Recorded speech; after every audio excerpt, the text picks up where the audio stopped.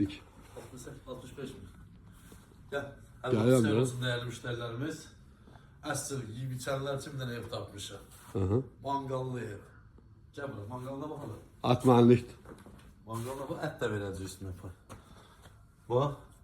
Burada da moytura diğeri geçen sergili. Aslında evin qəşəng biri var ha. Hayatında da normal maşın daxil olabilir. Kürsülü evdir. 3 otaqlı evdir değerli dostlarımız. İnternette kimler var? Girişte sol tarafta mətbəx. Mutfağı da genişdir ya. Qonaq otağı. Pərdəsinə kimlər asılıb, lüstründə kimlər var, TV'sində kimlər var. Ne istəyirsən? Gəl yaşa. Bir an geniş yatak otağı. Bu da ikinci yatak otağı. Dediğimiz gibi evimizin kıymeti 65 bin riyal. Alıcı bugünkü günde çok güzel indirim olacak. Çok güzel indirim olacak. Allah alana da sana da hayır versin.